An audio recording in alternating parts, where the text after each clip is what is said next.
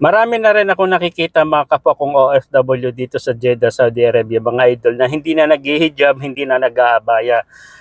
Kung pumupunta kayo sa mga malalaking supermarket o sa mga mall, makikita mo kahit yung mga kapwa nating OFW kababayan, mga babae, hindi na sila naghihijab, hindi na sila nag-aabaya. Actually, hindi naman na masyadong mahigpit naman talaga yung Jeddah, not like sa Riyadh. Okay, pero parang open country na, hindi naman to open country again this ano lang ako.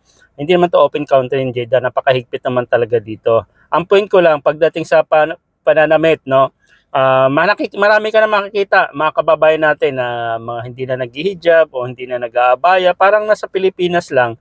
So hindi naman na masyado hinihigpitan o inuhuli, okay? Kumbaga ito kasing Jeddah, parang mga kabataan ngayon dito, may iba nga wala nang abaya mga lokal, yung mga anak nila. So hindi na rin sila nag-aabaya. Nag-aabaya, sorry, nag-hijab. Madalang lang yung hindi sila nag-aabaya. Maaring nakikita mo sila walang hijab pero nag-aabaya.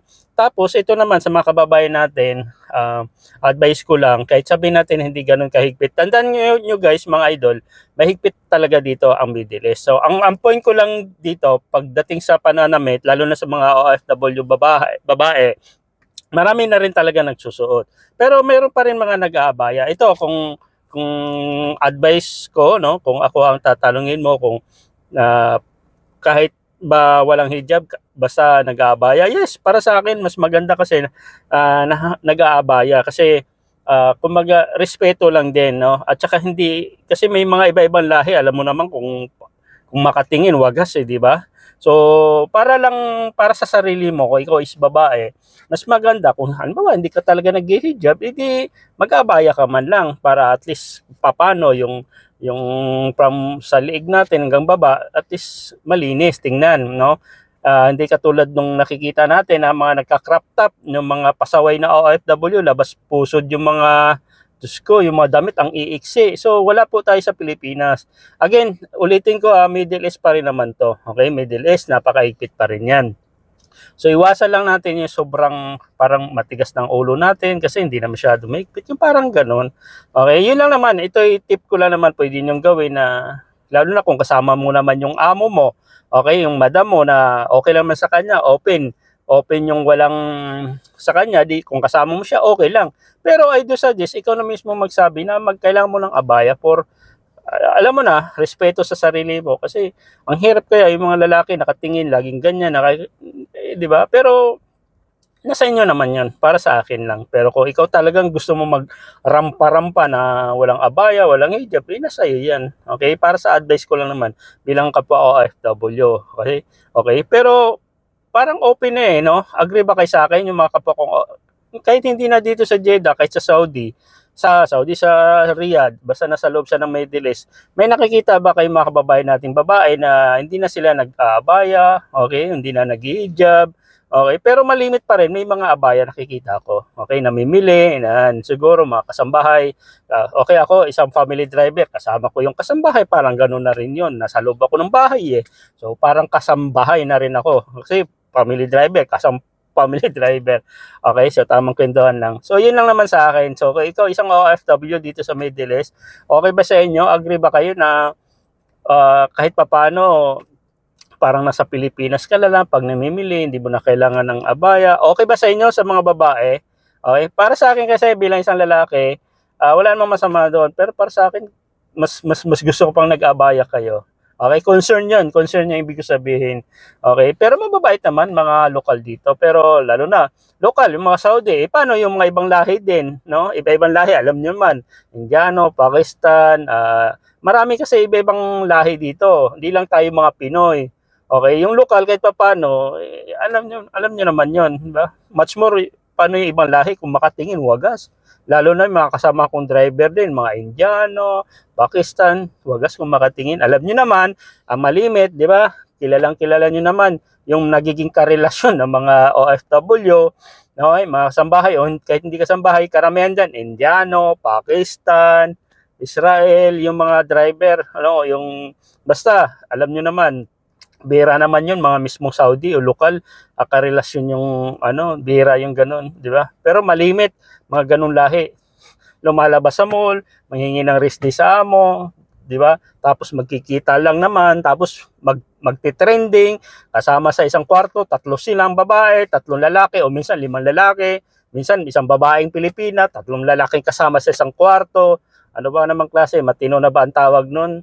No? Sa mga OFW kasambahay, i-ano nyo po yung sarili nyo, no? Lalo na kung may pamilya kayo sa Pilipinas, no? Kahit sabihin nating hiwalay kayo, pero respeto mo bilang isang babae. Ang hirap naman yun, kasama mo sa isang kwarto, 3 lalaki, 4 lalaki, o hindi kaya 2 kayong babae, maraming mga ibang lahi. Sa tingin nyo ba mamahalin kayo ng tapat yan? Hindi, para usan lang kayo. Real talk lang po talaga yan. Hindi, yung sinasabi nyo, makapag-asawa kayo ng ibang lahi, katulad ng uso noon, makapag-asawa ng mga Amerikano, para dadalhin sa Amerika, para gumanda ang buhay. Hindi, ganun po. Yung mga Indiano, makasama kong mga driver din dito, katulad din natin, baka mataas pa yung sahod natin, hindi sa baka mataas lang yung sahod pa natin compare sa kanila. So paano kayo bubuhayin? Gagawin lang kayong parausan. Maliban lang kung ikaw is gusto mo rin ganun, magpapagamit ng libre, maawa ka naman sa sarili mo.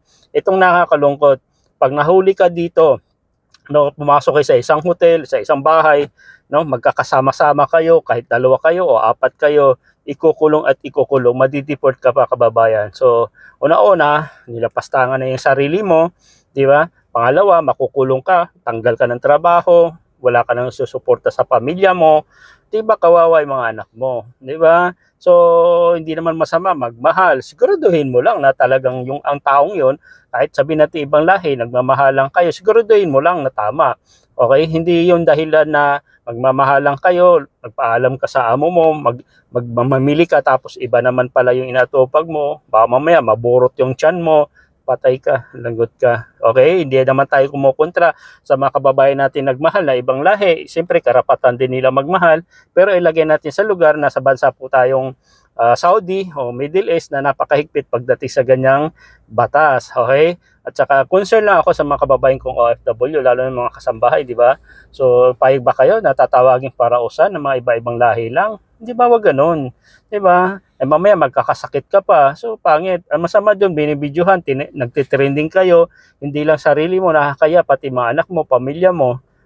Ano yung pangalan mo? Di ba? Mababan ka dito sa Saudi, makulong ka, malatigo ka pa, nakakaya, nakakawa. Sayang yung opportunity. Kaya tayo nandito sa bansang OFW, sa Saudi, o kahit saang bansa, basta OFW, is makapag-ipon, makapagpundar para pagdating ng panahon na may edad na tayo, hindi na natin kaya magtrabaho, pwede na tayong magnegosyo kahit papano sa bahay natin, sa sarili bahay na napundar natin, di ba? So, alagaan na ng mga anak natin, di ba? So, sayang yung opportunity. Alam naman natin sa bansang Pilipinas, napakahigpit, napakahirap maghanap ng trabaho, may edad ka na, ang hirap mo makapagtrabaho. So, ang goal na lang natin umuwi sa Pilipinas is mag-for good at magnegosyo na lang kahit papano kung napagtapos mo na naman yung mga anak mo. Okay? So, ingatan nyo po yung sarili nyo kung nandito po sa Middle East. O kahit saang bansa, may mga batas po yan mga yan. Kaya respeto po natin yung batas nila. Okay? Huwag lang tayo masyadong abuso kahit sabihin natin maluwag. Katulad ko, dito OFW sa Jeddah. So, marami pa akong ibibideo, gawa ng content sa mga pasaway din ng mga kapwa kong driver o mga lalaki na bawal ay ginagawa. Katulad ng pag-iinom ng alak. So, susunod na video, magbibigay ako ng advice, tips sa mga ganyan. Okay? So, ingat mga kapwa kong OFW. Proud OFW here.